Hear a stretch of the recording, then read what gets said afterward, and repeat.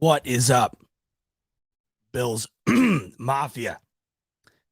Z-Bot here with you on a somber Tuesday evening, early here in January of 2023. Just got home from Cincinnati no more than 10, 15 minutes ago. So apologize for the cruddy backdrop, maybe a lack of internet connection here. We'll see how it goes. I just walked in the house. But thank you for joining me, all of you Bills Mafia in here, and all of those who tune in to me each week, or those who are just seeing me for the first time. If you are, my name's Zach Bell. I go by Z-Bot in these parts.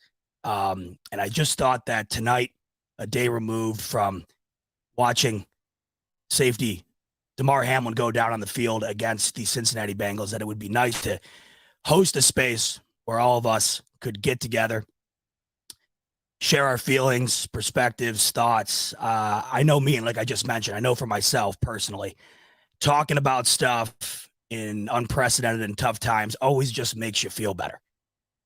It always makes you feel better to get amongst like-minded people, amongst people who witnessed what we all witnessed last night, those who care for the Buffalo Bills, for human beings.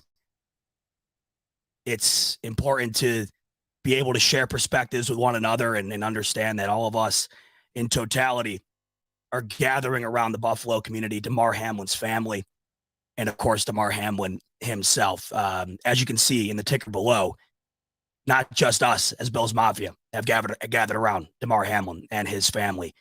Damar Hamlin's toy drive, which as of yesterday, a toy drive that he started back when he was in college for his hometown. Damar Hamlin started a GoFundMe charity donation platform to be able to give back to underprivileged children in his hometown, to be able to give them gifts for Christmas, or I guess for any circumstance in which it might be needed. He was asking for $2,500 as of yesterday. And mind you, this was something that Damar had started way back in the day, back when he was in college. He was asking for $2,500. And as of this moment right here, as you can see, the toy drive for Damar Hamlin is now up to $5.3 million. I'm at a loss for words. I'm absolutely elated to see this. It is an extraordinary event in such an horrific time. I think that every single time that the Bills have gone through some sort of tragedy, small or in cases like this where it doesn't get much larger, you've always seen an outpour of support. But I don't think anybody could have imagined the support that would have came towards Damar Hamlin in a time like this. And all I know is to kick things off here as we stare at this live ticker of the GoFundMe account started by Damar Hamlin, that when he wakes up, and one of the first things that he sees is the fact that the nation, the world, gathered together to support him in this way, that is going to be an extraordinary moment. The moment Damar Hamlin wakes up, he's going to be greeted with this. And that, to me, is one of the thoughts right now that I have that brings a smile to my face. Because today was one of those days where it was tough to find much to smile about. This is a silver lining.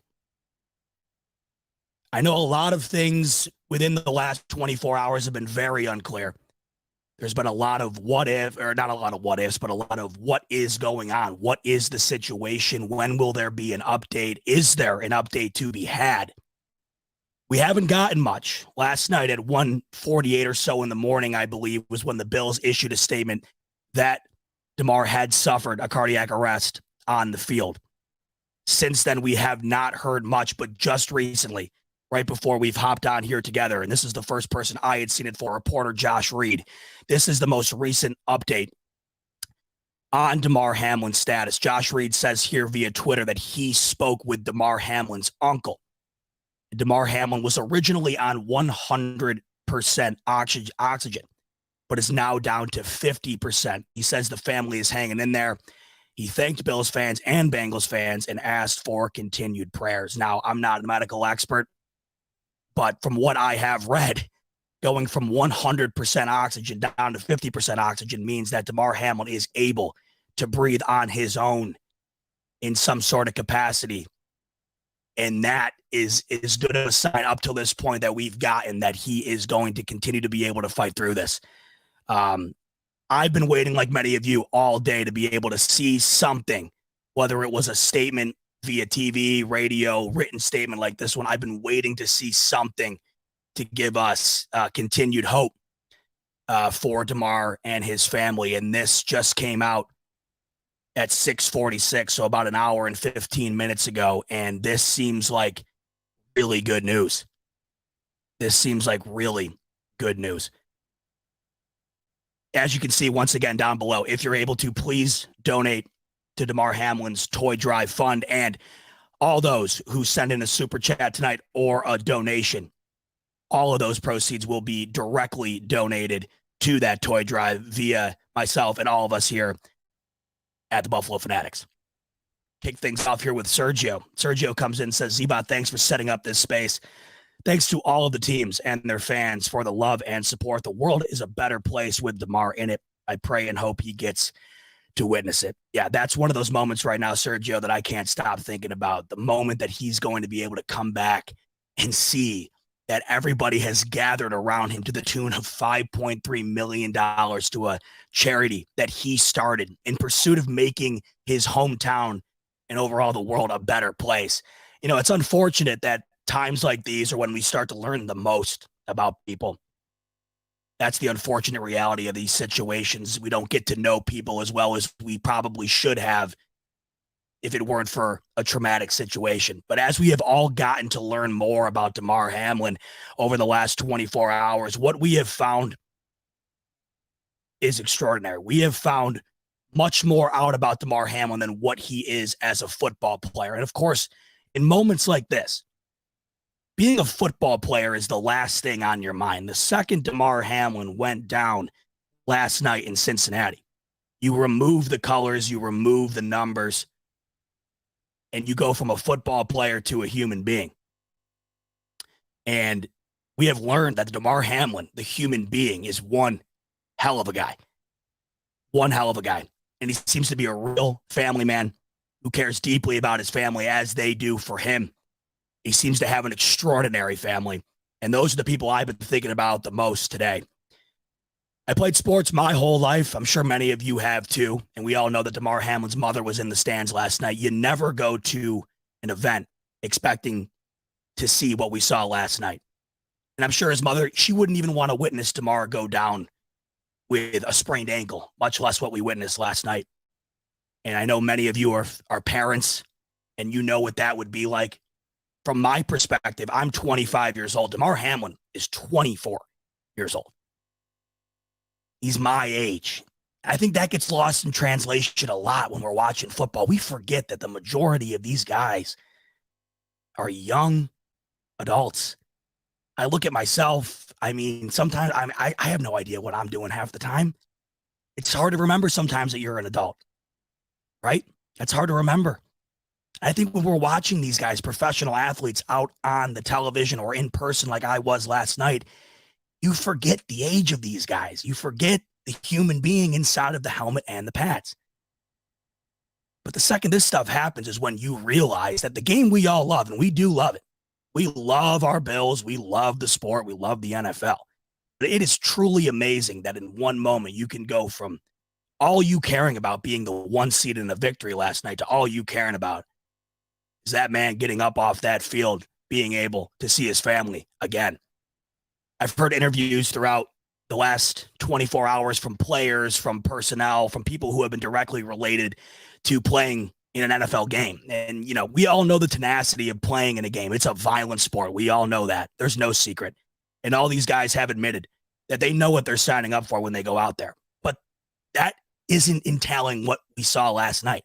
They know that there's a risk of injury. They know that there's a risk of their career ending at any moment. Nobody's walking out on that field expecting the worst. And last night was the worst. And you don't often think about these things because they're so unprecedented.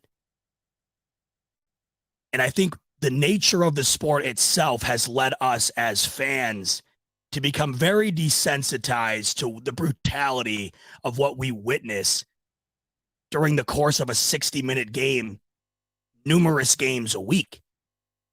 I was just chatting with my dad off air before I hopped on here. We've witnessed, right, Dak Prescott snap his leg, game continues. Alex Smith snaps his leg, game continues. Gordon Hayward, Kevin Ware, I'll never forget that on Easter, right? Those were gruesome, and the game continues.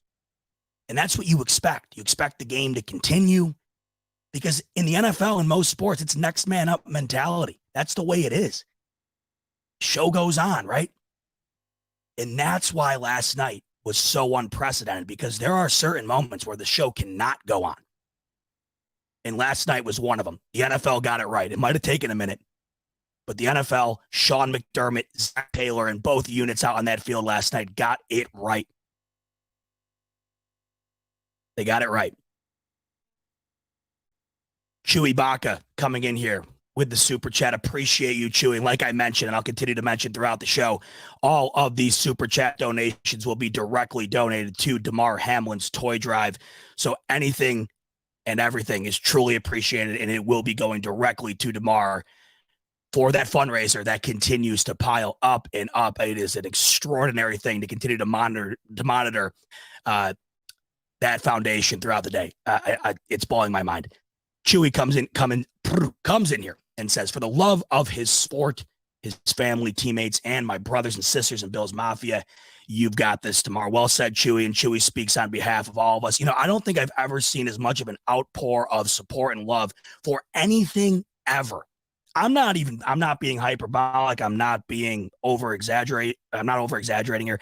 I don't think I've ever seen a collection of people come together more in such a short period of time than I have in the last less than a day here. It is unbelievable.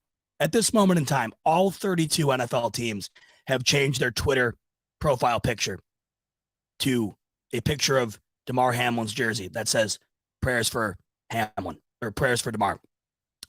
Currently, the Baltimore Ravens, as it stands right now, have lit up the stadium, M&T Bank Stadium, with blue, white, and red to show that they are currently thinking about Damar Hamlin. And this shot that they just posted, and I'll share it with you, is extraordinary.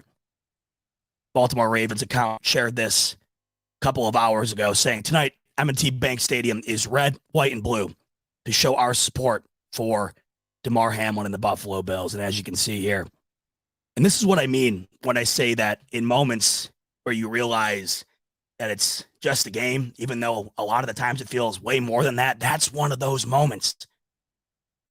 That's one of those moments where you realize it's just a game. And you got 32 teams, arch rivals here, games that mean a lot. It's all out the window because it doesn't matter in a moment like that. And as you can see right here, from not only just the Ravens, but all 31 other teams, football's on the back burner for right now. It's all about focusing on Damar Hamlin and getting him back with us. And I love seeing stuff like this. But if you've been on Twitter or any social media for the last 24 hours or so, it has been nothing but that, as it should be. I've truly never really seen anything like it. I've never seen anything like it. And it goes to show you I think it just goes to show you how much these guys mean to all of us. And especially when you get to know the person, right? You get to know the person and how truly great of a person they are. It really makes you sit back, put into perspective the situation, and understand that the only thing at the moment, of course, is making sure that man is all right. Ronald McDowell coming in with a super sticker. Thank you for the donation, Ronald. Much appreciated. Feel free to share all your thoughts throughout the show here in your comments. And that's what I'm hosting this for. Everybody to come in here, chat with one another, share your thoughts, your feelings, your perspectives. Because look at last night, it's just, as far as the NFL is concerned, frankly, as far as anything is concerned, it was one of the more unprecedented and scary, unsettling moments you'll ever see. Now, the majority of you, I'm sure, saw this on live television, live national television. To me, there's so much that goes into the moment last night that makes it just that much more profound as to what happened. We're talking about a game last night that was probably the biggest game in regular season history for the Buffalo Bills. It's probably the biggest game in Cincinnati in the last 2 decades. We're talking about a game that two teams are fighting for the top seed in the AFC, right? We're talking about a game that's on Monday Night Football, prime time. Everybody, anybody who's even remotely a football fan was tuned into last night. And that's how many people witnessed what we saw last night. And that's a tough thing to swallow. And I think that's why so many people are as impacted by it as they are. It's not every day that something as traumatic as this happens, much less happens with that type of audience. So I'm sure the majority of you saw it on television and you were just as confused as to what was actually going on as I was. Now, I figured I'd share my perspective from inside the stadium with you all because it was way different than what I have heard many people say the experience was like for them witnessing it on television.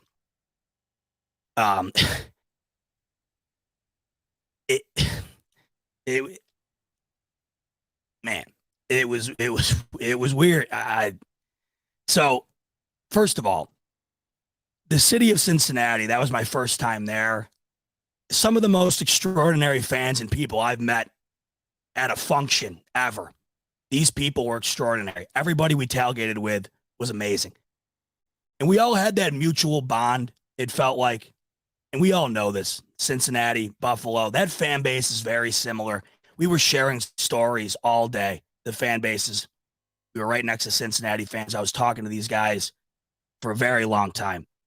And it was crazy. And a game as big as that was, everybody was just talking about how excited they were for the matchup itself and where these two teams were.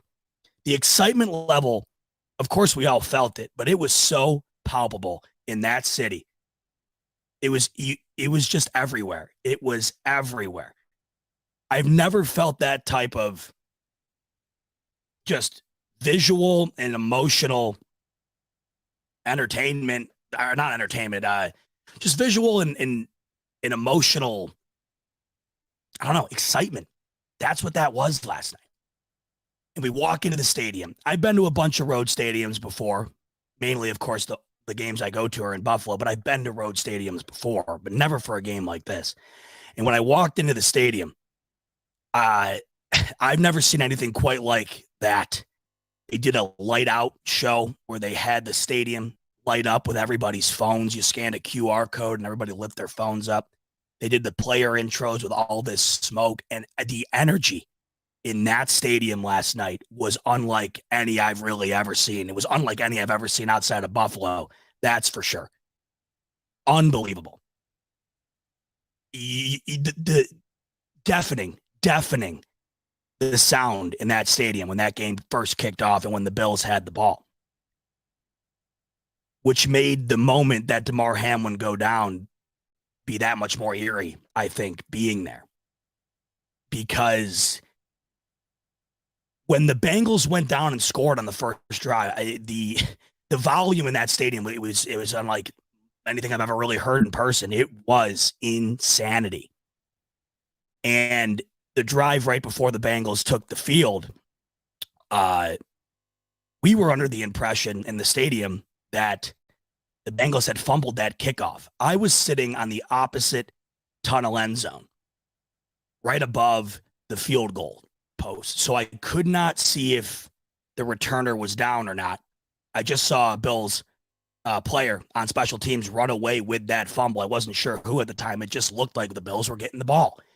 So we were going nuts, freaking out with excitement because that seemed huge. You could tell right off the bat in that game that this was going to be a show. This game was going to be everything everybody thought it would. And didn't wind up being the case, right? Bengals get the ball back. And still at this time, right after the score, the stadium was absolutely electric. And I think 2 plays go by, maybe it was one, I can't remember at this point. One or two plays go by, and that is when T. Higgins catches the ball, a tackle's made. And from my vantage point, at this point, Teron Johnson had already been injured, and that seemed bad enough at the time, right? You didn't think it could get much worse than that. That injury in itself seemed pretty bad. And then we see another injury. And it was in this moment where things got unprecedented, at least from my perspective, because I've never seen anything quite like what took place. Damar Hamlin gets up and he falls down. And what I noticed from my perspective in the stadium was the emergency units immediately took the field. On my side of the stadium behind that end zone, there was a medical personnel with a stretcher. Dead sprinting with the stretcher from the corner of that end zone. It was within seconds of Hamlin going down. And at this point, no one knows what's going on. But I had seen that man dead sprint over. We were up high enough to where, when you watch the NFL, injuries are so commonplace. You're just waiting for the player to either get up and walk off, or the unfortunate reality, and we've seen this plenty of times, you see the player get put on a stretcher, taken off the field, and the game resumes. And that's what everybody, including myself, was anticipating, because that, of course, is what happens 99.99% of the time. And they run out onto the field, and, all of a sudden, you see the Bills players gathering around. And it's still, at this point, no one's got a clue. And it's taking longer and longer. And even from my vantage point, when I started to notice that things were different than usual, of course, first of all, it was the response time of the man with the stretcher. But it was when I saw players on their knees, even from the distance I was at, and it wasn't like I was awfully close. I was on the opposite side in the 200 level. I could see players in the distance pacing around with their hands up on their helmet, and I could see at least two players on their knees with their head on the ground. And I just felt like in that moment, it struck all of us that this had to be worse than the status quo, I guess you could say, that we're typically seeing on a weekly basis in an NFL football game. But even at that point, we have seen injuries. One of the first things I thought of when I saw the players' reactions and when I saw the immediate attention of the man with the stretcher, one of the first things I thought of was Kevin Everett. And I was still a kid at that time, but I vividly remember that. That was probably the worst injury that we had seen up until that point in the NFL. And then, of course, Ryan Shazier for the Pittsburgh Steelers. Another one of those Kevin Everett type injuries where you knew this was worse than, this was just, it's as bad as it gets. And of course, that is when you assume that it's a head injury. That is when you assume that it's a spinal injury. But you never thought it was going to be that. And the thing of it is as we sat in the stadium, there was no information passed along. And I'm sure for all you at home, I don't think that information was passed along either. And we sat in the stadium and we just continued to wait, and there was no update. And when we were in the stadium, of course, there was no cell service for the most part, so you weren't able to check in on anything either. And then when you saw the Bengals fans come over, or the Bengals players, walk over to the other side, at this moment, everyone's just kind of panicking a little bit, because not only are you witnessing this in person, but you also have no idea what you're witnessing. You just have no clue. All you know is it's bad, right? And so, they walk over and everybody's huddled around, and I continue to see the players pacing and leaning down on the ground, and then the ambulance gets backed up, and that seemed to have taken a few minutes. I can't remember how long. It seemed to have taken a while, right? To get the situation wherever they were trying to get it to. Because at this point, we just did not know. But where things were so weird inside the stadium, I'm not sure if this was visible on TV, but for me at least, where things got so weird is there was a moment, and I couldn't tell why from my perspective, but there was a moment when the entire crowd started clapping. Everyone got up, stood up, and started clapping. And of course, I think that's what you typically do when you are under the impression that the player is going to be okay. Usually that's a thumbs up or what have you. And everyone in the crowd started clapping. Now, I can only assume that that was when Damar was loaded into the ambulance. Everyone started clapping. I was under the assumption at that time that whatever had happened, he was all right. That was the assumption that we were all under. The folks I was with and around. That was the assumption we were all under. But then the ambulance didn't go anywhere, and the players continued to stand there. And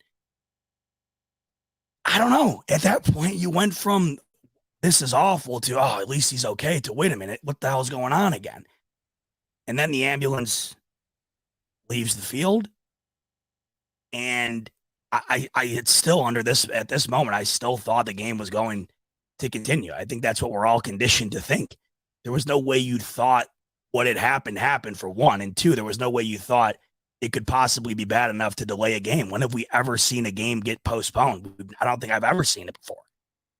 And it wasn't until Zach Taylor crossed the field over to Sean McDermott that I realized this is one of those things that I'm starting to realize this game isn't happening.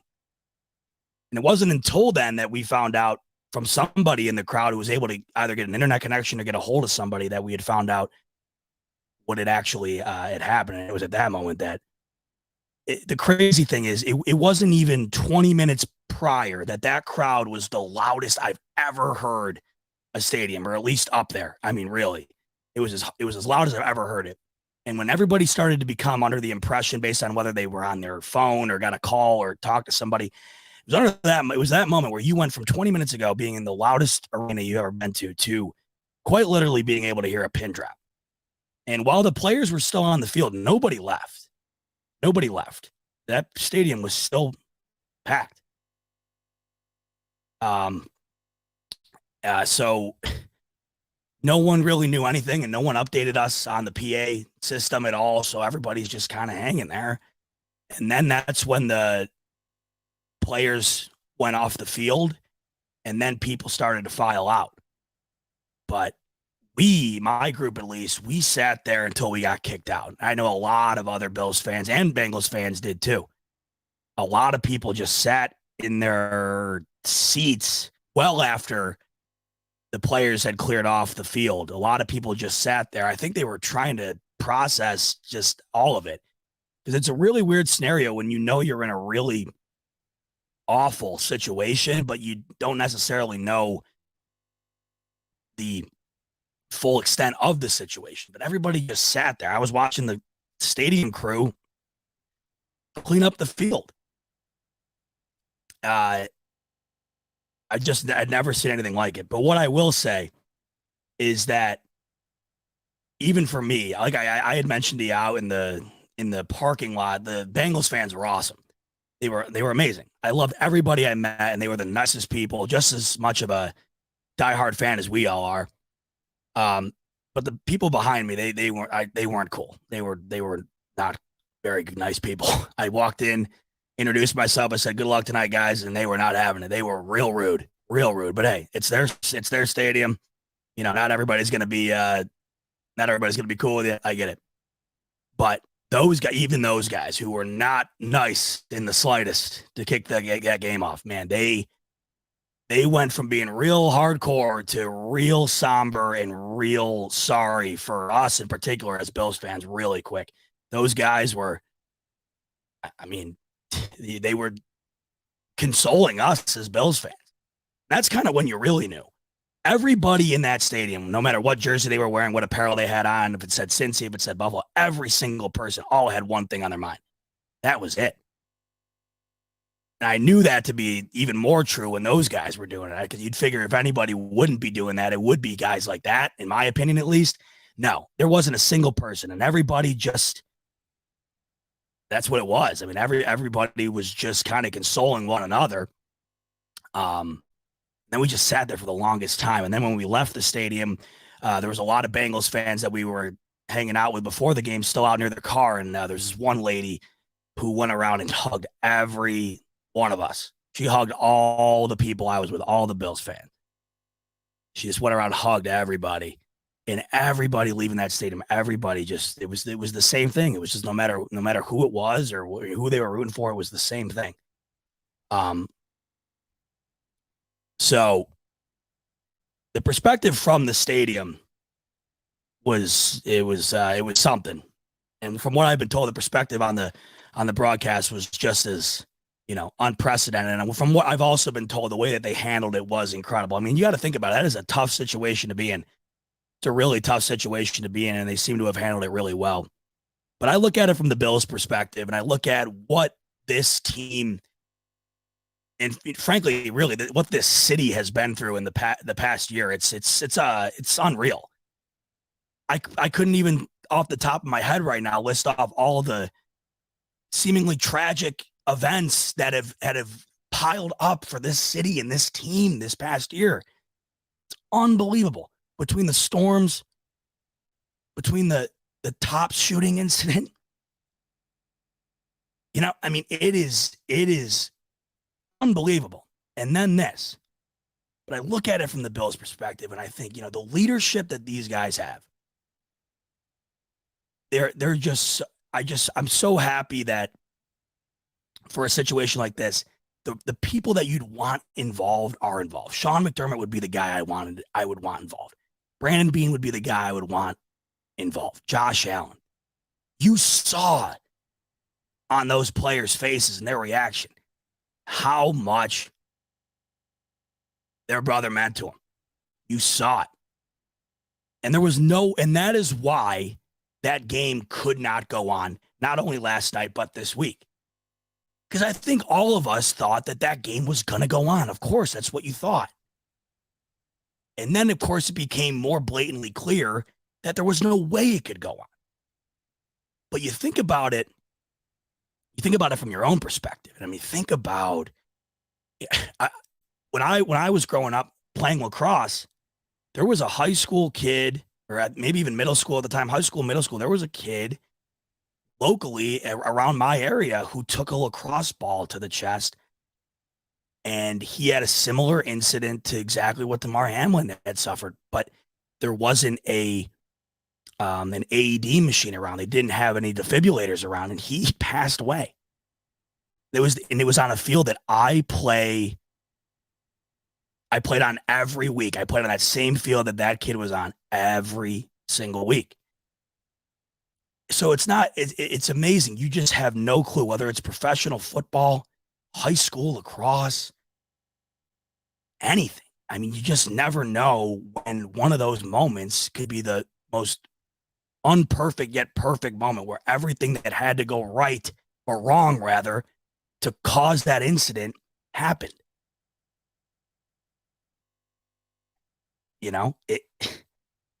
But thank God. I understand that the situation happened because he's playing football and he's in the arena.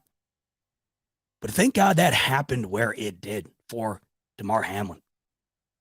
Because there was medical staff on the case instantaneously, with the ability to treat him, with the ability to get him back to having a heartbeat.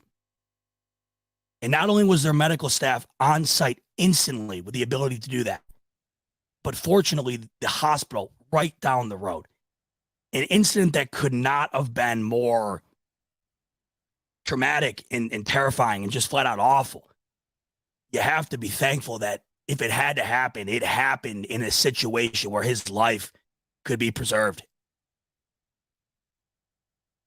And they had the right personnel and the equipment to get his heartbeat back and going. And as I said earlier in the show, if you weren't able to see yet, that Damar has gone from 100% oxygen to 50% oxygen, meaning that he is able to now breathe on his own.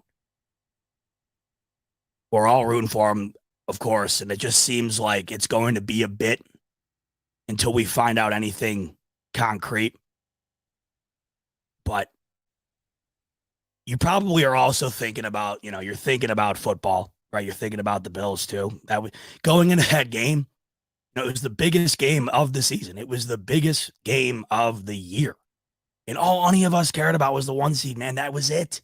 That game was it last night. I mean, I was there too. I have never been more excited in my life, right? But you got to think about these guys. You got to think about these players. You saw the look on Josh Allen, right? I mean, that's one of the tougher guys that's played this game. You saw the look on Josh Allen's face. You saw Tre'Davious White. Those guys were in no shape to play a game. Guys were in no shape, and they made the right choice. I mean, I think about if that was me, witnessing a friend of mine, if we were playing, like I was mentioning about with that high school kid from my town. If I was playing a game and one of my best buddies got hit, that happened right in front of me. I mean, and that's what you have to do here. That's what you have to do here. Because I understand there's no shame in thinking about, because the NFL is going to go on. The season's going to go on. The Bills are going to play again. There's no shame in thinking about the future, right? But that's second priority. That is second priority. And these guys, the ones on the field, are the ones that you have to be able to put yourself into their shoes to be able to understand why it's second priority, why that game was suspended indefinitely for at least this week, why there has been no update on any other games. That is what you have to think about when you try to understand what the NFL is doing about the situation. Put yourself in the shoes of those players. Imagine at your workplace or thinking back on when you maybe played sports.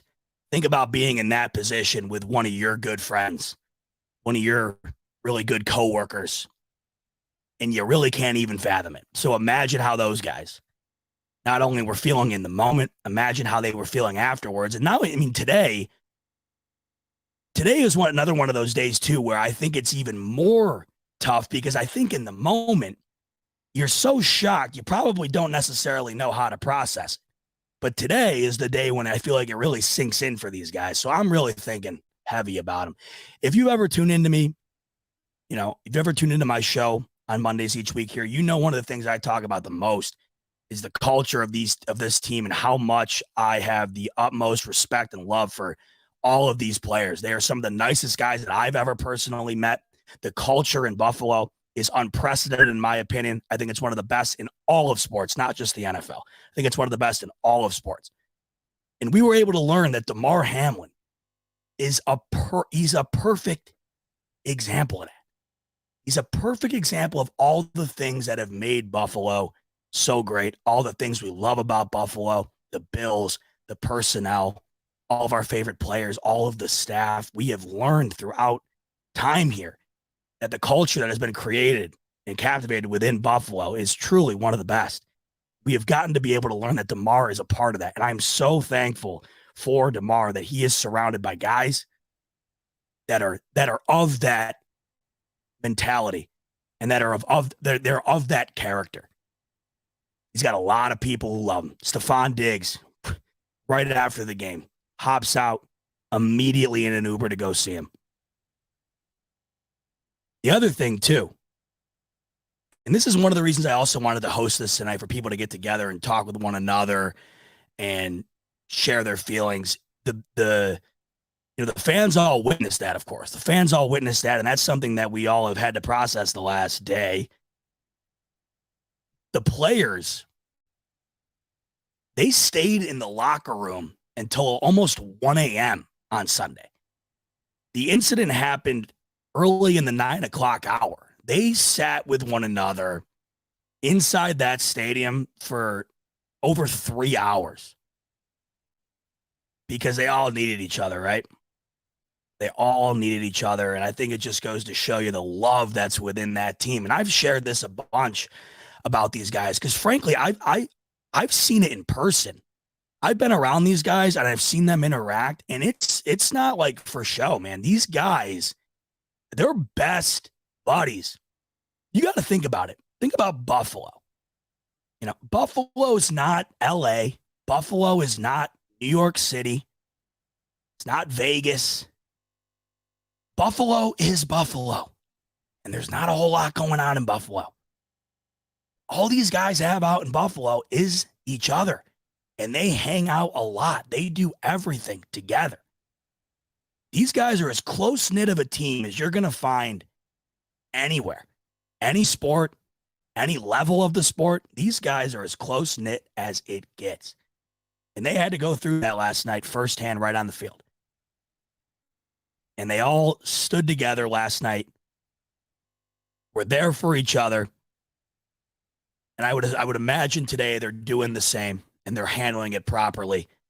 And they're doing what we're all doing. They're all waiting for updates on Damar as we are as well. And I think that the more we learn, the more we continue to get increased confidence that we are going to be able to get him back. And he's going to be able to make it through this. And that, at the end of the day, is all that matters. This team's been through a ton, but nothing like this. I don't really know if anybody's ever been through anything quite like this. I think we learned a lot last night, too. I think the league learned a lot, and us as fans have learned a lot. I think about a moment that just happened at the Dolphins game that I was at 2 weeks ago in Buffalo. I don't know if you guys were aware, but they have started to flag players for faking injuries. That's a new thing. They'll fine you. I don't think it's a flag. It's a fine. They'll fine you if they come to find out that you faked an injury or whatever. And it was on a drive where the Bills were driving late. It was one of the late drives where they were going down to score, and they were running no huddle. And a Dolphins player went down. And there was a lot of booing going on. A lot of booing. Booing the guy because he was down on the ground. And are we just assuming he's faking it? I think last night you learned that, like, this game's no joke, man. This game is no joke. I know it's our favorite thing to watch, and it's so routine and it's so normalized, right? I mean, I think that we've just come to the point where, you tore your ACL. Man, that is an absolute bummer, but you're off the field and the game rolls on and the next week's here. And then all of a sudden, things just keep rolling and rolling. And then, it happens again and again. But I think you learned last night that there's no room for that. There's no room for that. You really start to appreciate all that goes in to this sport we all love. No, it's not, it's not the military. It's not the police. You're not going out and doing what those men and women have to do, right? But you are going out onto the field and you are risking your body. And I think we take that for granted. I think we don't often realize that as much as we probably should. And it's unfortunate that it takes an unbelievably tragic moment like this to occur. But I think within this occurrence, we are realizing just how much I think that we need to look at the things that we watch out on the field in a different perspective and understand, what these guys are doing out there and what they're risking. Because that you just don't know. It's one play. It's one snap. It's the culmination of about 8 to 10 seconds. You just assume it's going to keep rolling on. Pick up the ball, snap the ball, next play. I think we learned last night that there's got to be some more sincerity and there's got to be some more humanity to it all, I think. There's got to be some more humanity to the game and to the fan bases. And I think that was one of the great things last night. You saw the humanity. You saw the humanity of the players, the coaching staff, and the fans collectively all at once. Eric Wittenberg coming in with the super chat, and he's saying, well said, Z-Bot. Much love and prayers to Damar and his family. One Buffalo. Thanks so much, Eric. Really appreciate it. You saw the humanity, and you don't see a lot of that. I'm sure plenty of you have been to a game before. You've been to a bar or something amongst fans, the humanity level is not necessarily peaking when it comes to sports. That's just the tribal nature, it seems, of sports. But it was incredibly inspiring, I guess you could say, to see the humanity from everybody, no matter the team, no matter the player. You saw the humanity come out of everybody. You saw it all amongst all the fans, amongst all those players. I mean, when have you ever seen mid-game a quarterback walk over and hug the other quarterback? Shout out to Joe Burrow. Man, man. I don't know if that's being talked about enough. How much this has probably impacted the Bengals players as much as it's impacted the Bills players. These guys all play against one another, but the NFL is one gigantic fraternity of athletes. These guys all understand the game that they're playing, and they all have a gigantic mutual respect for one another. And a lot of these guys are friends off the field. It's not just, one color jersey versus the other. A lot of these guys have relationships. And the Bengals were right there with the Bills player. And for Joe Burrow, in a game as big as that was, as heated of a game as that was, and you could tell right off the bat, it was going to be a slugfest all game. You could just tell from the first snap. And all that goes away in a second. And to see Joe Burrow go across that field, hug Josh Allen, to see those players go over, console the Bills, to see the Bengals players take a knee in prayer for themselves. And then to find out afterwards that Joe Burrow and the captains went to the Bills locker room. And then to find out also that Josh Allen, I'm not sure who else, I think a few other captains as well, but I know Josh Allen, he went to the Bengals locker room. Zach Taylor, Sean McDermott, all the credit in the world to those two. That's a situation last night. We at home or we at the game, you think we don't know how to handle it, right? Imagine being in the crosshairs. And those two handled it. I mean, they put on a masterclass, right? They put on a masterclass, right, last night, in my opinion, on how to handle a situation that has no handbook. That situation last night had no handbook. And I think that Zach Taylor and Sean McDermott did a masterful job in navigating it. And I'm not entirely sure what was said from the NFL down. I understand that Joe Buck had been sharing frequently throughout the broadcast that they were given a 5-minute update. The press conference held by the NFL last night said that was false. I'm not entirely sure what's true. But all I know is no matter what was passed down, whether anything was at all I know is there was a mutual agreement amongst those two coaches, or at least it seems so. I mean, Zach Taylor walked across that field there. He's not doing that for nothing. Those Bengals players were just as traumatized as the Bills players were. Zach Taylor walked across the field and met up with Sean McDermott. They also met outside the locker room when they all went in. I mean, those two, I think collectively they came together. They understood their guys, right? They understood their guys and they understood the moment.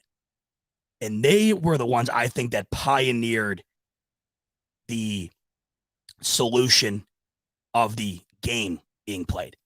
They're the ones who said, we are not allowing our guys after that event to just go out and play a game. I mean, at the moment, of course, I had thought, of course you got to play the game. It wasn't until I realized the extent of what had happened. And when I heard about the CPR and the 9 minutes, and then I saw, and I wasn't able to see it, of course, in the stadium, but when I saw those images, I mean, I did see the guys pacing and the guys on the ground, but when I saw those images, I mean, thank God. You cannot just pick up the ball and get back on the field for that. You can't. They will eventually. They will pick up the ball and they will get back on the field eventually. But you also have to understand that these guys witness something in person to one of their friends, their colleagues, their teammates. They witness something in person. And whenever the decision is made, whenever the decision winds up being, it's got to be good with everybody. It's got to be good with everybody. Because we're not the man in the arena, right? We're not the man in the arena. Those guys are. If they say they can't go, and believe me, if there's anybody that, would be able to think to handle something, I guess you could say, like that, you'd think it would be the toughest human beings on the planet. So if whatever they decide, I gotta go with, we gotta go with, because that should be the correct solution. And last night was the correct solution.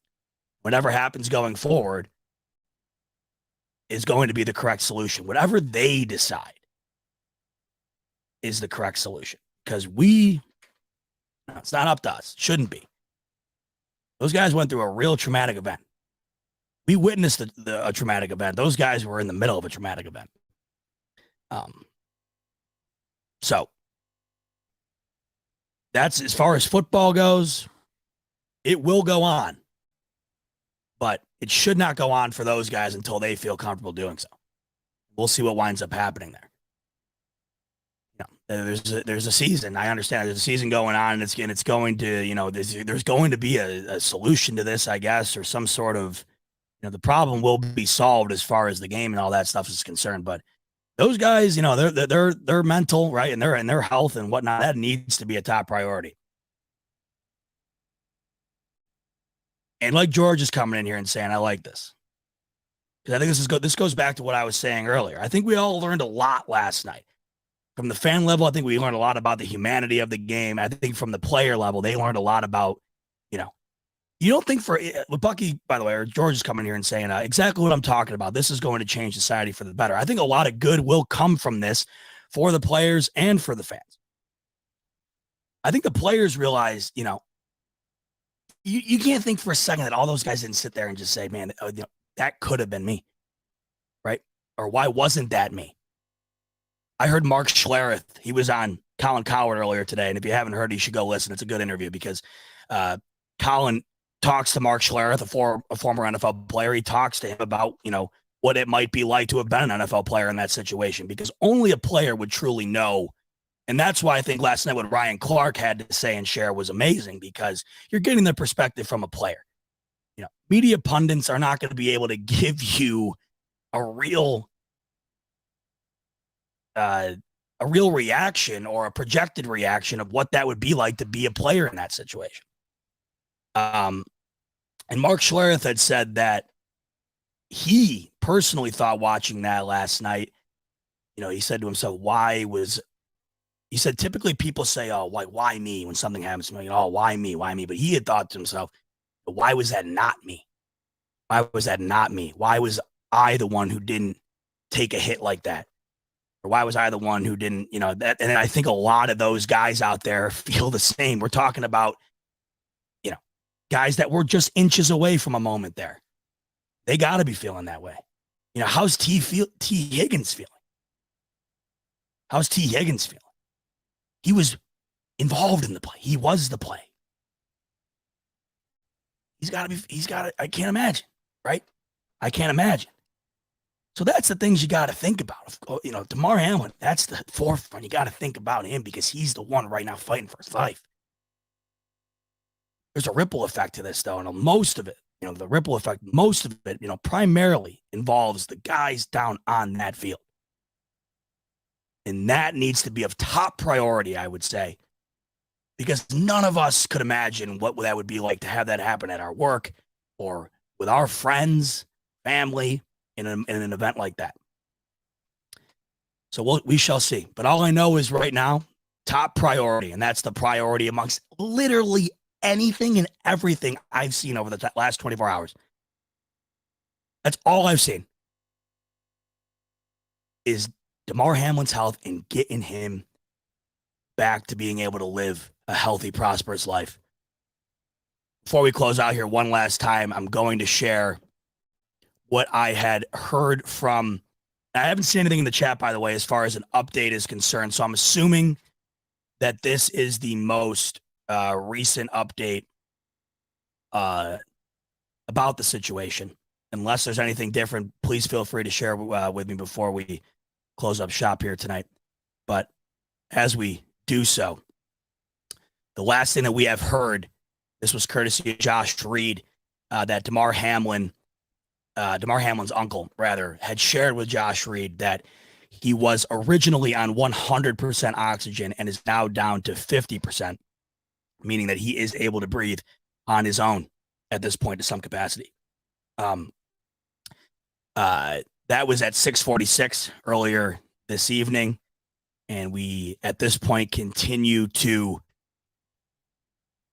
wait. That's all anybody's doing. That's probably been the toughest part of all this, is the waiting game. And that's everybody. It's not just the fans. It's everybody involved. They're just waiting to hear something. And I'm glad the one thing we have heard today, that was really it. The one thing we have heard today seems to be very encouraging. So like you, I will also be just waiting around to hear hopefully good news about Damar Hamlin as time continues to go on here. And then one last thing before we close up shop, as I mentioned earlier, and by the way, thanks to everybody who either sent in a super chat tonight or a donation. All of those proceeds will be immediately or it will be directly sent to Damar Hamlin's GoFundMe for his toy drive. And let's check in on that one more time before we end it here, because it's going up by the tens of thousands, which seems to be there we go. I've been on with you for an hour. And when we started the show off, it was at 5.3 million. It is currently at 5.49 million. So we're at just about 5.5 million. I feel like if you refresh it, it's going to keep going up and up. And this is within less than 24 hours, over 188.7 thousand donations. And it's amazing the people coming out. Of course, anything helps. A little, a lot, whatever you have, anything helps. I saw Tom Brady. He donated $10,000. I saw Christian McCaffrey donated thousands of dollars. A couple of organizations donated thousands of dollars. Just unbelievable. 188.7 thousand and climbing. Just an extraordinary thing. And I guarantee you by the time I'm back on with you guys next week on Monday night, I guarantee you that number is going to be 10 million plus. You can just tell already. It's been within 24 hours. It's $5.5 million. Man, I cannot wait to hear about the moment that Damar Hamlin comes out of this and gets to hear about that. I cannot wait to hear about that, because that's going to be extraordinary. Right before we end things here, James comes in with one last super chat. Thank you so much, by the way, James. James saying, in the last 24 hours, we have seen God move on a world stage. Prayers form around the world are being heard. Damar will be okay. To God be all the glory. Great way to end it. Well said, James. Everybody is saying a prayer currently throughout the day for Damar. Do one more tonight. Continue to do so until we get good news. Keep him in your thoughts. And above all as well, keep his family in your thoughts. His family seems to be great. And he seems to really, really love his family. They seem to really, really love him. Think about those guys, and think about the players and everybody involved too. There's a lot of people involved in this, and a lot of people who need your thoughts right now as we continue to go forward. But above all, prayers and continued good thoughts for Damar Hamlin. Hey, we had a lot of people in here tonight, and that's awesome. Like I had mentioned at the top, it is better. It's personally for me, anytime something something bad happens, it's just good to talk about. You feel better about getting your feelings out. You feel better being able to share them with others. And that's what I wanted to be able to do here. I saw on Twitter throughout the day, everybody just sharing their thoughts, everybody sharing their pictures with Damar, or they're sharing an encounter they had with him, I saw a video of his little brother. That really hit me. That one hit me. I saw a video of his little brother in the stands at a game. It's been amazing to be able to learn about Damar Hamlin, the person. It's also been amazing to be able to see the outpour of love from so many people. And I guarantee you we continue to see that. But the reason I had this tonight is I wanted to be able to give people a platform to do that as well. And I think that's what this was. Saw a lot of great positive things in here tonight. And I really appreciate everybody coming out and joining in together to be able to share their feelings and to be able to continue to give out good thoughts and good vibes into the ether here for Damar Hamlin. So that's going to do it here. Everybody continue to think and pray for Damar Hamlin and his family, and continue to follow online for any update, because hopefully we get another one soon where we continue to hear more progress from Damar Hamlin. Thanks so much, everybody. Really appreciate it. And we're thinking of you three.